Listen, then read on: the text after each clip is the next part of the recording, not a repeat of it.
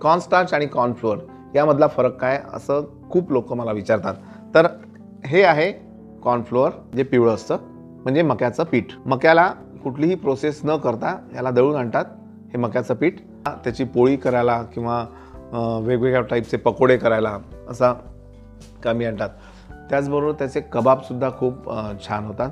आणि हे आहे मक्याचं स्टार्च, कॉर्नस्टार्च, की मक्याचं पीठ काढल्यानंतर त्याच्यामधले सालं काढून नंतर नुसता मका दळतात आणि त्यातलं स्टार्च वेगळं करतात. ते मक्याचं स्टार्च आहे. कॉर्नस्टार्च जे आहे ते कुठलाही पदार्थ घट्ट करण्यासाठी कामी आणतात. साधारण सूप वगैरे जे असतं ते घट्ट करायला किंवा चायनीज पदार्थ जेव्हा आपण बनवतो त्यावेळी कॉर्नस्टार्च वापरतात.